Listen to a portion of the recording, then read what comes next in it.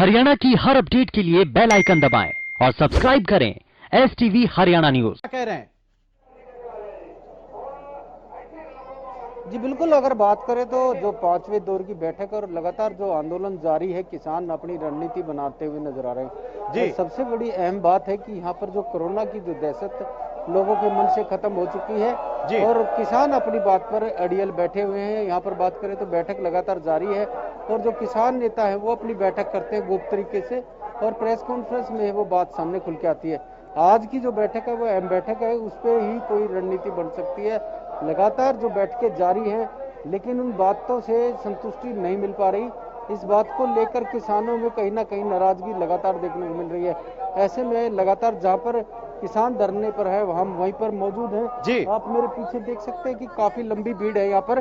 जो भीड़ काफी आपको लगातार जो दिखाई दे रही है, काफी लंबा दौर यहाँ पर बनता हुआ नजर आ रहा है। किसानों का जो आंदोलन वो तेज होता हुआ नजर आ रहा है। आपको भीड़ में कोई भी आदमी आपको मास्क लगाए नहीं दिखाई देगा क्योंकि यहाँ पर जो कोरोना का जो प्रकोप है वो खत्म हो चुका है। किसानों से बातचीत हुई तो किसानों ने कहा कि कोरोना के नाम पर कुछ भी नहीं है, किसान को कोरोना होता ही नहीं। आप देख सकते हैं दिल्ली के नजदीक होने की वजह से दिल्ली एक कोरोना का बम था और किसानों ने इसको नकार दिया है। लगातार तेजी गति से एक धरने पर लगातार जो किसान बढ़ते हुए नजर आ रहे हैं। तो अगर फोकस रखा जाए तो कोरोना को लेकर सरकार दावे करती है कि कोरोना है। राजपथ हम चाहेंगे कि आप किसानों के बीच जाएं, आप किसानों के बीच मौजूद हैं, किसानों के बीच जाएं और उनसे पूछें कि अभी जो बैठक होने वाली है उसको लेकर उनके मन में क्या चल रहा है, क्या सोच रहे हो। अगर बात नहीं बनती है तो वो उनकी अगली रणनीति क्या होगी। 8 दिसंबर का बंद का तो उन्होंने ऐलान किया ही है, लेकिन क्या इसके इतर भी कोई रणनीति बना रहे हैं किसान? जी बिल्कुल, बात करें तो जो जहां पर धरना चल रहा है हम वहां पर जाने का प्रयास करते हैं जी। लेकिन वहां पर जाने का काफी दिक्कत है क्योंकि चारों साइड से बैरिकेड लगाए गए हैं। वहां पर जाने के लिए भी काफी समय लग सकता है। भीड़ लगातार बढ़ती हुई नजर आ रही है। किसानों से लगातार हमारी बातचीत हुई है। किसानों ने कहा कि कोई भी रणनीति मीडिया के सामने नहीं रखी जाएगी, उसको गुप्त रखा जाएगा और जो रणनीति बनाई जाती है वो किसान नेता बनाते हैं। सिर्फ यहाँ पर मंच जो है जो धरने का मंच है वो चलाया जा रहा है। सिर्फ जो संबोधित किया जा रहा है, जो नेता हैं वो अपनी गुप्त मीटिंग रखते हैं। उसको लेकर क्या रणनीति बनती है वो जो बैठक होनी है उसके बाद ही खुलासा होगा कि क्या रणनीति अगली बनेगी। लगातार आंदोलन तेज होता हुआ नजर आ रहा है। जी, क्या सिंघू बॉर्डर पे किसानों की तादाद लगातार बढ़ रही है? सिर्फ हरियाणा पंजाब के ही किसान हैं या और भी राज्यों से किसान वहां पहुंच रहे हैं? जी बिल्कुल, दिल्ली का दम घोट दिया जा रहा है। लगातार जो एक के बाद एक रास्ते को रोका जा रहा है। सभी स्टेटों से किसान लगातार जो दिल्ली के रोड हैं उनको ब्लॉक किया जा रहा है। सभी जगह किसान बैठ रहे हैं, अलग अलग स्टेट से बैठते हुए नजर आ रहे हैं। सबसे बड़ी जो दिक्कत है यहाँ पर जो व्यापार की अगर बात करें तो व्यापार पर भी काफी असर देखने को मिल रहा है। व्यापार जो है औद्योगिक क्षेत्र है, दिल्ली NCR के नजदीक जिला सोनीपत है और यहाँ से 70% आवागमन है और जो देश का सबसे बड़ा हाईवे है जो पाकिस्तान तक जाने वाला रोड है, दिल्ली के बिल्कुल बैरिकेड के साथ में ये धरना चल रहा है। जो सिंघू बॉर्डर और हरियाणा का जो कुंडली बॉर्डर बोला जाता है उसका जो 0 पॉइंट है वहां पर ये धरना चल रहा है। काफी लंबा धरना है, करीब 8 किलोमीटर लंबा ये धरना है। हमें जब यहाँ तक पहुँचना है तो करीब 5 से 6 घंटे लगते हैं। 8 किलोमीटर का जो सफर है वो 6 घंटे में तय होता है और लंबा एक ये आंदोलन छिड़ता हुआ नजर आ रहा है। चिंता का विषय है कि सरकार को इस पर जल्द से जल्द कोई फैसला देना चाहिए क्योंकि लगातार जो आंदोलन तेज होता हुआ नजर आ रहा है। जो आसपास का एरिया है वो दहशत में जी रहा है। व्यापार की बात करें तो जो औद्योगिक क्षेत्र है, जो व्यापारी है वो कहीं ना कहीं डर सता रहा है। लगातार जो है इस तरह के जब हरियाणा में आंदोलन होते हैं तो लगातार जो है आम आदमी इसमें पिसता है, आम व्यापारी पिसता है और जो यहाँ पर मजदूर है जो पलायन करना जिन्होंने शुरू कर दिया है, जो गरीब व्यक्ति है जो फैक्ट्रियों में काम करते हैं वो दहशत में जी रहे थे। इस बात को लेकर कहीं ना कहीं यहाँ से पलायन भी शुरू हो गया है क्योंकि यहाँ पर जो लोग बाहर दूसरी स्टेटों से कमाने खाने के लिए आए थे उन्होंने वापसी जाना शुरू कर दिया है। तो ये भी एक चिंता का विषय है क्योंकि लगातार जो है आंदोलन तेज होता नजर आ रहा है। तो ऐसे में प्रशासन के सामने भी काफी बड़ी चुनौती है। जी जाहिर सी बात है कि जिस तरह से यह आंदोलन हो रहा है उससे कहीं ना कहीं जो स्थानीय लोग हैं उनको भी मुश्किलों का सामना करना पड़ रहा है। खबर यह भी है लाजपत की करीब 5 किलोमीटर दूर ही लोगों को उतरना पड़ रहा है दिल्ली आने के लिए। बच्चे, बूढ़े, जवान जो भी हैं वो 5 किलोमीटर चल रहे हैं, उसके बाद वो दिल्ली पहुंच रहे हैं और दिल्ली से फिर उनको हरियाणा जाने के लिए सिंघू बॉर्डर से इतनी ही दूरी तय करनी पड़ रही है। ये जो परेशानी हो रही है उसको लेकर क्या प्रशासन ने कोई वैकल्पिक व्यवस्था दिया है लोगों को? जी नहीं, प्रशासन की तरफ की कोई भी ऐसी तैयारी नहीं है। लोग खुद ही अपना रास्ता ढूंढते हैं इधर से उधर, और जो ये धरना चल रहा है इसके बीचों बीच लोग पैदल जाते हैं। और जो दिल्ली सिंघू बॉर्डर है यहाँ से कुछ ही दूर है और यहाँ करीब 8 किलोमीटर का जो सफर तय करना पड़ता है। पैदल जो जाते हैं लोग, सर पर वजन रखते हैं और दिल्ली एंटर करने के बाद जो है प्राइवेट व्हीकल है उनका सहारा लेते हैं। हरियाणा में भी प्राइवेट व्हीकल का सहारा लेते हैं। तो ऐसे में कहीं ना कहीं जो प्राइवेट व्हीकल है वो भी भीड़ को बढ़ावा दे रहे हैं, क्योंकि उनको भी परेशानी का सामना करना पड़ रहा है। जो प्राइवेट व्हीकल है वो भी लोगों की जेब पर डाका मारते हुए नजर आ रहे हैं। जो प्राइवेट व्हीकल हैं वो अपनी मनमानी करते हैं और लगातार जो है अपना जो किराया कमाने के लिए आनंद फानंद में कुछ भी मांगते हैं। और लोग जो है जो ठगा हुआ महसूस करते हैं और जो यहाँ से प्लानिंग कर रहे हैं जो जाने के लिए, उनसे भी कुछ भी पैसे मांग लेते हैं जो ठगी का काम कर रहे हैं। तो प्रशासन को उस पर भी पैनी नजर रखनी चाहिए, ताकि जो इस तरह के लोग हैं उन पर भी ध्यान देना चाहिए, ताकि लोगों को ठगा ना जाए। लगातार जो आंदोलन तेज होता नजर आ रहा है, प्रशासन की जो काफी यहाँ पर लापरवाही देखने को मिल रही है। जी लाजपत, ये काफी लोगों के लिए परेशानी का सबब है। जो स्थानीय लोग हैं उन्हें काफी मुश्किलों का सामना करना पड़ रहा है। लेकिन अब जिस तरह से सरकार ने नरमी के संकेत दिए हैं, खास करके जो विवाद चल रहा था एमएसपी पे गारंटी, मंडियों पे गारंटी की बात कर रहे हैं, जो संकेत आ रहा है उससे लग रहा है कि सरकार थोड़ी नरमी बरतेगी। लेकिन क्या किसान क्या चाहते हैं कि जो जिन बिंदुओं पर विवाद है उसी पर बात हो या फिर कानून ही वापस लिया जाए? जी बिल्कुल, जो बिंदुओं पर कोई बात नहीं है। जो किसानों का कहना है कि जो 3 बिल लाए गए हैं, अध्यादेश के जो बिल हैं उन पर सहमति नहीं बन पा रही है। तो किसानों का साफ तुक में कहना है कि इनको रद्द किया जाए।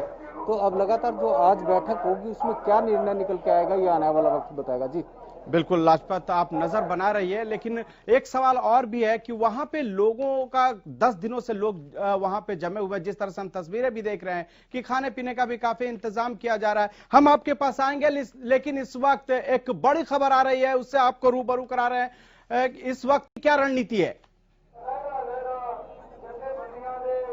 जी बिल्कुल, अगर बात करें तो 5वें दौर की जो बैठक शुरू हुई है इसमें कोई ना कोई निर्णय अगर निकल कर आता है तो सहमति बन सकती है। अगर निर्णय नहीं निकल कर आता तो किसानों की तरफ से कल ही प्रेस कॉन्फ्रेंस में कह दिया गया था कि 8 तारीख को भारत बंद का ऐलान कर दिया गया है और टोल मुक्त भी की तारीख अभी नहीं दी गई है, टोल मुक्त भी करवाया जाएगा। लगातार जो किसानों की रणनीति सामने आती हुई नजर आ रही है। लेकिन सबसे बड़ा सवाल है कि यहाँ पर जो है कोरोना का बम वो जो फूटेगा और पूरे भारत में फैलेगा, तो वो भी एक चिंता का विषय है। सबसे बड़ी दिक्कत जो है दिल्ली को भी किल्लत आने वाली है। दिल्ली की किल्लत इसलिए कि जो रोजमर्रा की चीजें हैं, जो खाने पीने की चीजें हैं, वो किसी भी स्टेट से आने नहीं दी जा रही।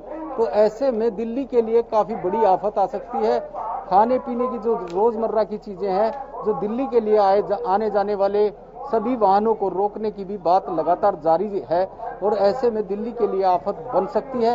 लेकिन सबसे बड़ी बात है कि जो अभी भी व्यापारी है जो अपना पैसा मोटा कमाने के लिए सभी चीजों को महंगे दामों पर बेच रहे हैं। जो माशाखोर जिनको बोलते हैं, जो बीच के दलाल होते हैं, जिनको चीज सस्ते दाम पर खरीद कर और महंगे दाम पर बेचते हैं, लगातार वो अपने व्यापार को बढ़ाते हुए नजर आ रहे हैं। जी बिल्कुल, लगातार अब इस आंदोलन के चलते कालाबाजारी भी शुरू हो गई है और महंगाई भी बढ़ने लगा है। लेकिन सवाल यह है कि जिस तरह से किसानों ने धमकी दी है कि दिल्ली में दूध, सब्जी और जो भी जरूरी सामान है उसको वो नहीं जाने देंगे। अगर वो नहीं जाने देते हैं, ऐसी स्थिति में प्रशासन की तरफ से कोई ऐसा कदम उठाया गया है ताकि जो वाहन वहां से जो सामान लेके दिल्ली के लिए आते हैं, खास करके फल, सब्जियां और दूध, उसको वैकल्पिक रास्ते से दिल्ली में लाया जा सके?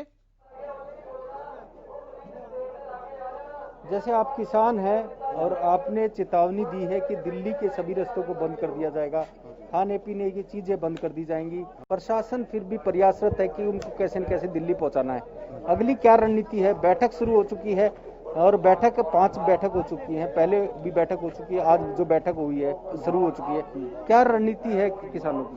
पहले तो मैं इस बैठक के बारे में बताऊंगा। ये बैठक जो है ना, किसान को बरगलाने का एक प्रयास है। दूसरा, अब एक कल बैठक में माननीय कृषि मंत्री ने किसानों के सामने ये कहा कि अगर मैं इस बिल को रद्द करता हूं तो अडानी और अंबानी इसको फिर लागू कराएंगे।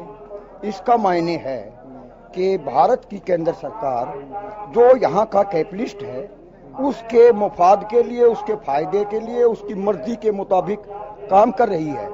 और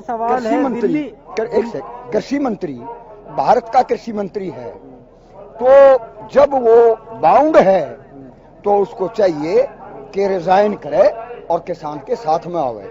एक बात।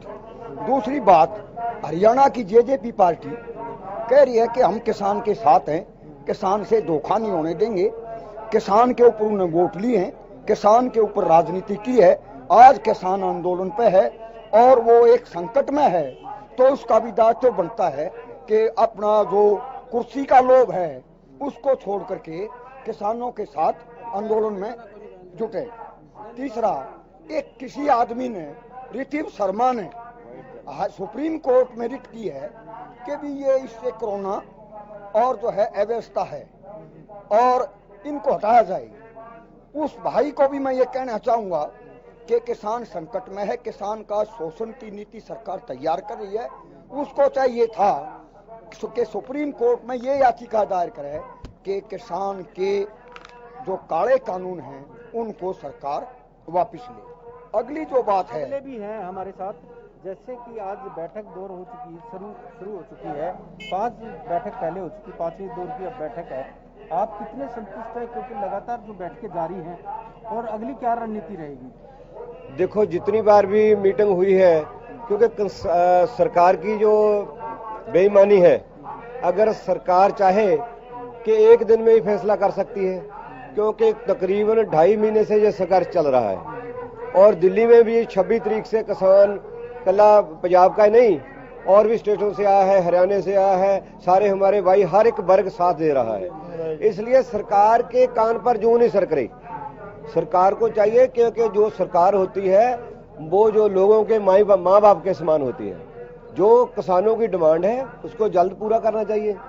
मीटिंग नहीं, केवल जो है किसान के जो काले कानून हैं उनको रद्द करे। मीटिंग बुलाने का ये जो फंडा है इसको खत्म करके इन काले कानूनों को सरकार तुरंत वापस ले, वरना किसान आंदोलन और तेज किया जाएगा। जैसे लगातार जो बैठक जारी है, किसानों की 5वीं बैठक जो आज हो रही है, दिल्ली में एक बैठक शुरू हो चुकी है, आप किस नजरिए से देखते हैं? क्योंकि दिल्ली की चारों तरफ से बंद करने का भी ऐलान किया गया है, खाने पीने की रोजमर्रा की चीजें हैं, किसानों ने कह दिया गया है कि किसी भी टुक पर अंदर नहीं जाने दिया जाएगा, और बैठक जारी है किसानों की और अब बैठक शुरू हो चुकी है। क्या मानते हैं आप? हम सरकार से ये कहना चाहते हैं कि किसानों की समस्याओं को जल्द से जल्द आप निपटाएं। बहुत पूरा हिंदुस्तान आज दिल्ली के चौगुर्दे के बैठे है। अगर मोदी सरकार भूल में हो तो वो सचेत हो जा, न दे जिस दिन सब्जी पानी बंद हो जाएगा उस दिन मोदी भी कर आएगा। ये हमारा चैलेंज है। तो दिल्ली को चारों तरफ से घेर रखा है, घेर लिया जाएगा नहीं, घेर रखा है। खाने पीने की रोजमर्रा की चीजें हरियाणा से आ रही हैं, हमारे भाई अभी कोई भूखा नहीं है। क्या नहीं, दिल्ली की स्थिति क्या बनेगी? दिल्ली की स्थिति क्या बनेगी? दिल्ली की स्थिति फिर आप जानते बंद करेंगे तो लोग तो आए जाएंगे संकट में। यहाँ पर और भी है किसान जो उनसे जानने का प्रयास करते हैं कि 5वें दौर की बैठक जारी है, अभी शुरू हो चुकी है, अगली क्या रणनीति कुछ बनाई जा रही है? रणनीति ये है, ये सरकार ये सोच रही है उग्रवाद फैला दो, ये उग्रवाद फैलने वाला है। कुछ शरारती तत्व अंदर बढ़ जाएंगे, कुछ पुलिस को कहेंगे या उसको कहेंगे, अंदर ये बवाल फैल जाएगा, ये मारकाट शुरू होगी।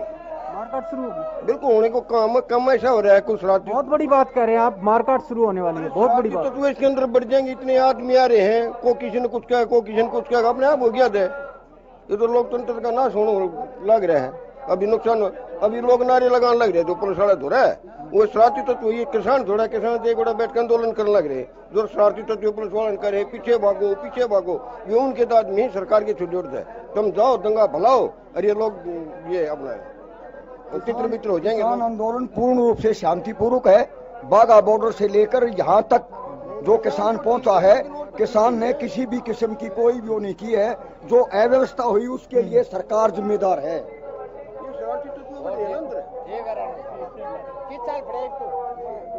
तो लाजपत जिस तरह से किसान जिस तरह से जिस तरह से उनकी प्रतिक्रिया आ रही है, उससे कहीं ना कहीं ये लग रहा है कि थोड़ी नाराजगी उनमें है और वो चाहते हैं कि इस मुद्दे का पूरा हल निकले, उसके बाद ही अगला कदम वो अपना बताएंगे। लेकिन लाजपत एक छोटा सा कमेंट लेना चाहेंगे। जिस तरह से किसानों का आंदोलन शुरू हुआ है, उससे कहीं ना कहीं लगता है कि हरियाणा की राजनीति गर्मा गई है।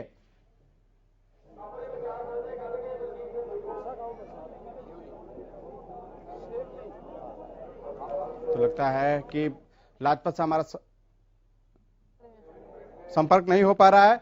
लाजपत हमारे साथ जुड़े और तमाम जानकारी आपने दी, इसके लिए आपका बहुत बहुत शुक्रिया।